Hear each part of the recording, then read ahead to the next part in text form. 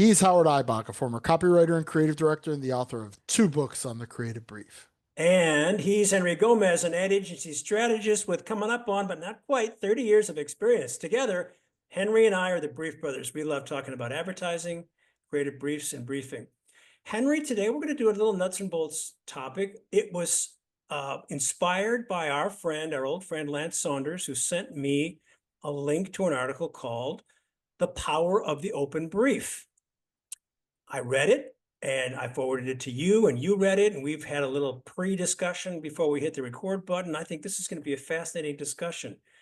So the open brief, and you can jump in and add to what I think the definition of it is, because the open brief has kind of an open definition, but it has a structure, but it is much shorter because it's often just a single sentence or a line or an idea that is designed to get you to think without the traditional caveats of what we call a closed brief. I think the topic is fascinating. I guess my criticism of the idea, at least as it's articulated in this article, is that it tends to be, at least those who are commenting on it in this article tend to be designers and artists, as opposed to me. I'm a writer.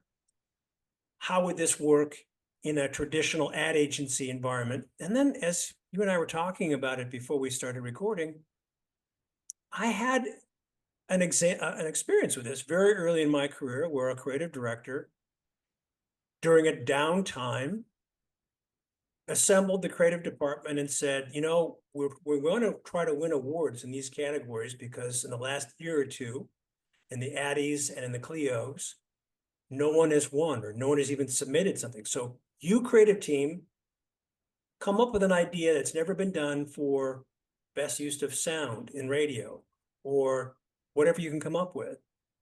So I've had some experience in this, and I won some awards early on in my career. It was an AirSats assignment. We didn't have a client. We had to come up with a client after the idea was generated. So in a nutshell, that's kind of what an open brief is. And the question I think we're going to have fun discussing is, under what circumstances do these work? Do these ideas, this concept of an open brief work? Who is it for? What are the expectations once the brief has been issued? And is this a valuable idea to use more than once, or should it be reserved for special occasions? So I've kind of set things up. You want to add to that, or do you want to just dive in and give me your thoughts? Yeah, so I'll start with my own similar anecdote to yours, and this is a story that loyal listeners, all five of them, will have heard, but if somebody chances upon this, they may not have heard it. And that was my experience a few years back, pitching an idea to Burger King that won our agency its first Lion at Cannes.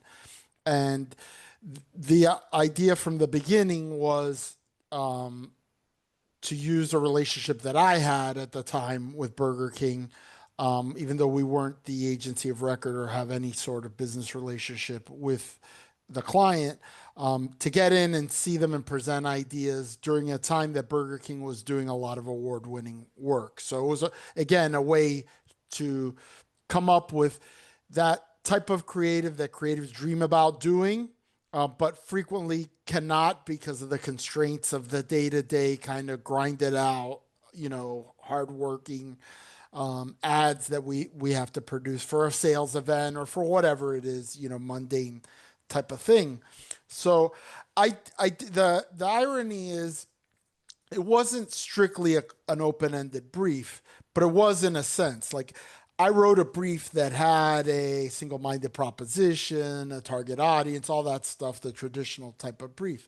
But the conceit from the beginning was that the objective here was to win an award. Therefore, any idea could go. And as it turns out, I think the most useful part of the brief was the open part of it, which was really not about an assignment or a single-minded proposition or a target audience. It was about the target audience of the client. So what's Burger King doing in that's getting them all these awards? What is the way of thinking of the CMO? How does he look at creativity and evaluate creativity? And so all of that kind of combined into a soup that created an open-ended brief. And one of the parts that I think is useful to think about when an open brief is appropriate is when you have an open deadline, right? Like there's no Mm. deadline. So Timeless. Yeah. we didn't have a deadline. The client wasn't waiting for us to come and pitch them an idea they had never heard of before. This was something we were doing of our own initiative. Now you could do this with an existing client, right? Like take them something outside of the normal work stream that you have with the client and sit down with creatives, particularly those that are already familiar with a lot of the parameters of the brand and a lot of the trials and tribulations of the brand, and say, you know what would be great is if we could get to the bottom of this problem, or give them a provocation, some sort of provocation that didn't have a set answer already in mind, or a set medium, or a set outcome, but rather just lay it out there as a problem and then let them come back with whatever idea they come back with. So Without a I, budget too. yeah, I mean, obviously, if you're shooting for the sky, right? Um, you're not gonna limit them and say the budget is $100,000 or $1 million or $10 million. You're saying here's the problem they have, and then we come back with a solution, and later we'll decide if it's something that's viable or not. I think your point about no deadline is really valuable. The assignment that I got from this creative director is Tom Jordan at Hoffman York in Milwaukee. Was the third job in my career. I think it was about the third job. And the assignment was do an ad that's never been done before. Now talk about an open brief, because there was no product, no brand. And he outlined a couple of categories in, I think it was either the Addies or the Clios or maybe both, that hadn't, either nothing had been entered in the previous year or two, or there were no winners. And the one category where I won was best use of sound in radio. And I loved radio back in those days. I loved the storytelling opportunities. You could have $1 million idea and execute it on $50 because everything required an imagination. So what I ended up coming up with was I sold a dehumidifier, and I used two voices. One voice who set up the scene and another voice who did the sound effects. But instead of actually creating the sound effects, he read the sound effects. Sound effects. Ploppy, yucky suction sounds when you walk into the dining room. Condensation on the walls. I mean, he just read it, and it was over the top. So there was no deadline. If something had dropped into our laps for another client at the agency, we would have had to drop everything and go back to that. But we had a little dead time. So I think that's a critical element of what makes an open brief both exciting and scary. And I think that's the one thing I wanted to address. Who would this concept be best suited for? Number one, and it was something that I don't think any of the artists and graphic designers who were interviewed for this article addressed, but I think it would be perfect for, because they tend to be fearless, and that is students looking to build their portfolios. Give them an open brief and see where they go. That would be kind of fun, especially since they don't have any bad habits yet. See, I have the opposite take. I think it could be a disaster for students. I think what students need in their student career is more structure rather than less, because But that's the thing. That's the trick, though, Henry. If you really analyze what this open brief idea is, it requires more structure. You have to create the structure yourself. That's why I think it'd be a great challenge for students. I'll go as far as saying an occasional challenge for students. What I think students really benefit from, and I've had the opportunity to brief students before at the Miami Ad School, um, is a brief that is really resembles something that they're going to see in the real world, which is why I gave them advanced auto parts in, Right. as a brief, right? It's a real company with a real problem with real stores and so that's what I give them as my brief. And I think that they get more out of that than just blue sky dreaming stuff that, yeah, it's going to look nice in the portfolio, but as a hiring person, it's like, that's not a clever idea for a real client, right? But let me caveat by saying, I don't think it would be wise to give an open brief as a first assignment to a group of students. Maybe as a semester ending assignment, or once they've done 3 or 4 other projects and they get the handle, get the idea, yeah, get a handle on how to do this, then it might be an interesting challenge. I think the ideal candidate for this kind of a brief would be a very senior team, the ones who would be far more comfortable with that blank page and the open-endedness of it. I mean, I was pretty much a junior creative when Tom Jordan handed me the assignment, me and 15 other, creatives in our agency, do an ad that's never been done before. It's like, what? It's like, okay, well, what does that mean even? And one of the ideas that I ended up coming up with was a print ad that was three-dimensional, not a pop-up, but it was three-dimensional. It's like, well, we didn't know how to execute that. So again, I didn't have the bad habits built up to know what not to do, to know what someone else had tried and failed at. So that's why I think, at least for the most intrepid young creatives, this could be a fascinating challenge. But I agree with you 100%. It's not something that most creators are going to face in an everyday agency environment or even on the client side. It's one that's going to intimidate the hell out of some creatives. Like to me, come up with some blue sky idea with no parameters is an easier ask than come up with a great campaign for advanced auto parts. Like, so that's why, to me, level of difficulty goes up the more realistic the challenge is. So, but that's me. And there may be some creative directors that want to see that blue sky thinking, and I think that it's fair to have some blue sky thinking in a creative's book. But I also think that creative would be smart to have a book where they show how they took a mundane thing and made it into a great idea. Well, here's an example that's cited in the article of what an open brief looks like, at least according to the author. And the author of this article is Henry Smith, and it's written just a couple of weeks ago.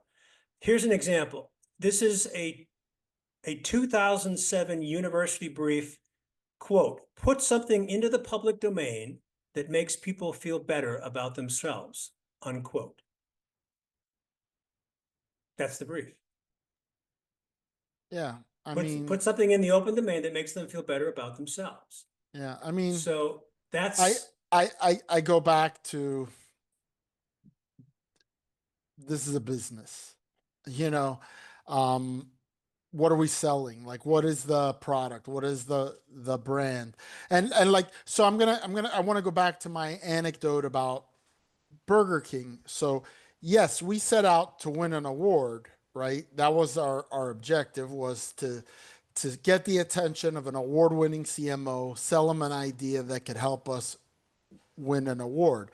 But that was within the frame of Burger King as a brand who was using such creative to advance an unorthodox marketing strategy of creating large amounts of what they call talkability on a semi-regular basis rather than traditional advertising.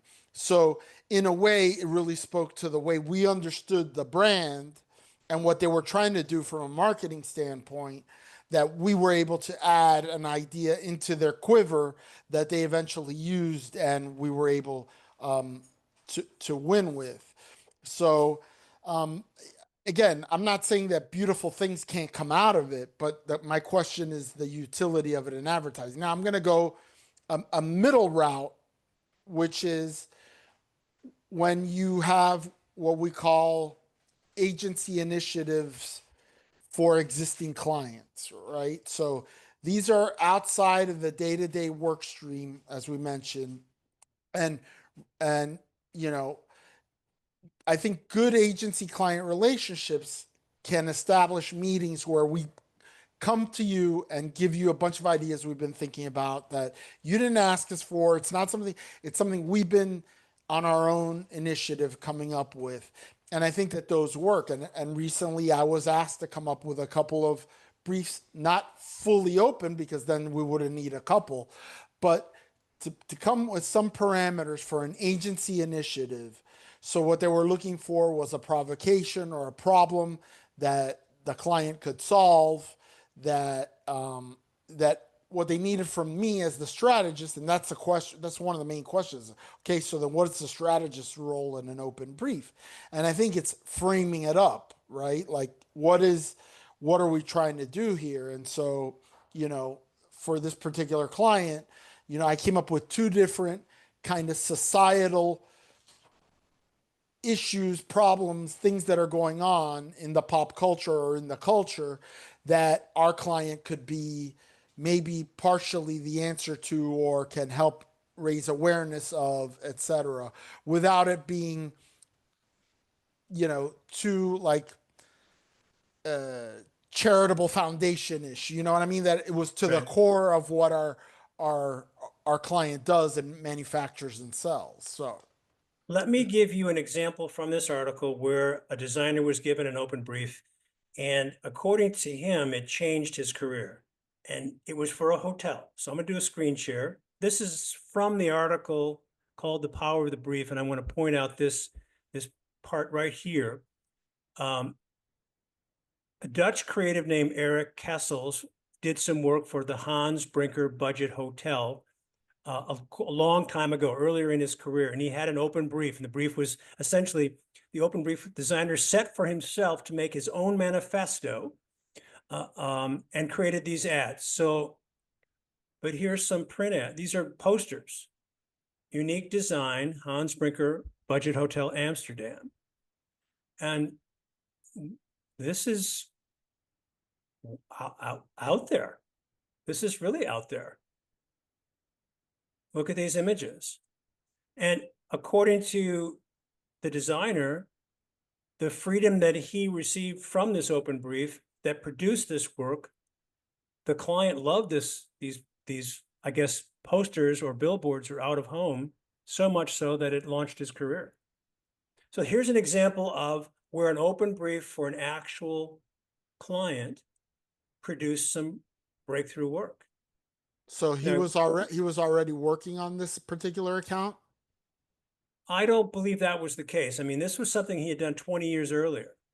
So I guess that's the Here's real the here's that's the here's real question, right? yeah. This is about the context in which these ideas generated from open briefs are presented, right? If this is something, I mean, I think it speaks to the benefit of there being no expectations on behalf of a client, right? Like And this when this absolutely says the client has to have an absolute trust uh, in the person, in this case, the designer, Hans Brinker, to do the work. well, but that's again, I go back to the question of was this work that was sanctioned by in other words, was this open brief sanctioned by the client, or was it brought to a client after the work was developed? Because that makes a big difference. No, I, Okay. I agree. I agree. Let me let's You just know, you know what I mean? Like the bringing, let's say that I'm the CMO for that line of hotel chains, Mhm. and somebody gets on my calendar and presents me this work that I have no expectation of seeing, that's a stimulus, okay? That makes me think, wow, we've been doing everything wrong, or this is an honest way of presenting our hotel chain that's tongue in cheek, that people will appreciate, and this makes me see things in a whole brand new way. And what I'm saying is that's very difficult to happen during the normal course of business of an agency client relationship in which there are procurement people and there's an RFP and there's this blah blah blah blah blah. You know, this is like a shot in the dark that comes from out of nowhere. Yes, it was generated by a creative brief, but I think it speaks more to the nature of our business and that getting into a silo and being myopic and only seeing things a certain way, that such a suddenly an idea from outside of all of these systems and parameters can jar you and make you realize that you've been doing it wrong. Well, look, let me just say that this particular campaign was sanctioned by the hotel owner.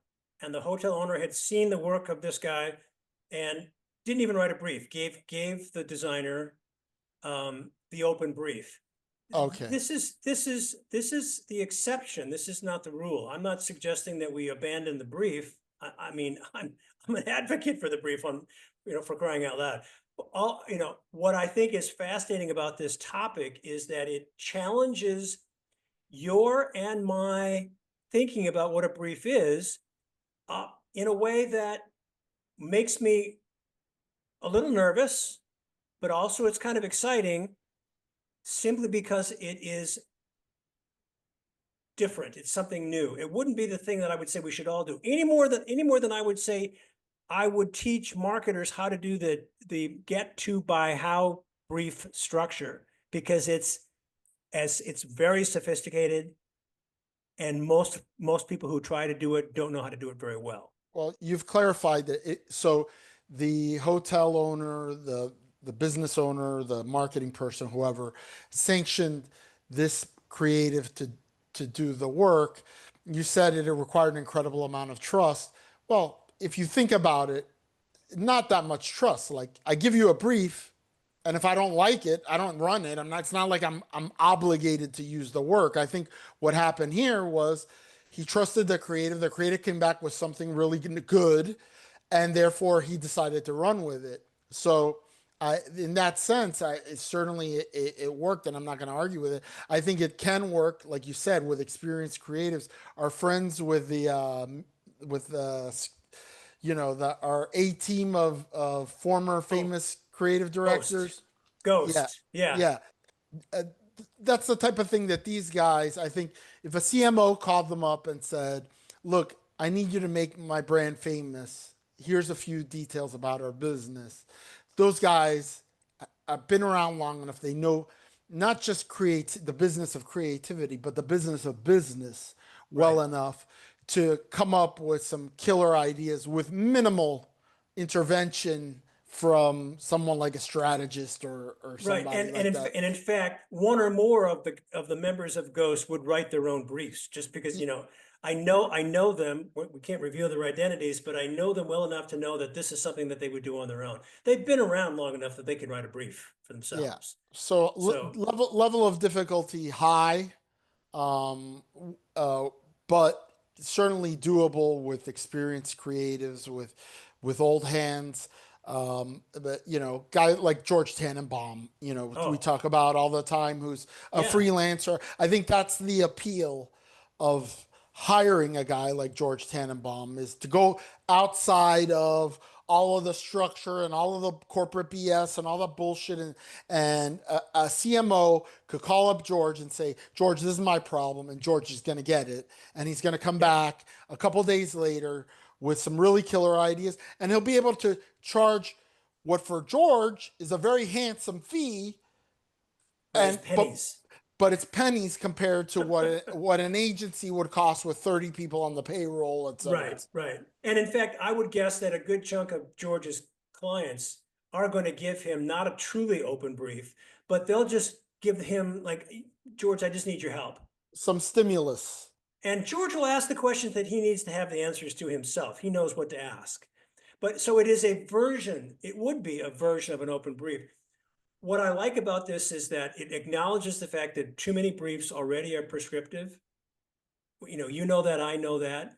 And so the definition of an open brief is not to be prescriptive. And, in my training, I'm always saying to marketers who write briefs, give them a direction, not a solution. Let them do that heavy lifting so that we avoid the prescriptive nature, but not with the objective of creating an open brief. It's just like, come on, don't do Yeah. this work for the creatives. Yeah. So I think as an exercise for experienced creatives, to some extent for students, just to throw them for a loop, this would be a fascinating exercise. As a regular routine for an agency, no. Other than for the experience that I had very early in my career, when my creative director said, "Hey, we need to win some awards here. Here's some categories."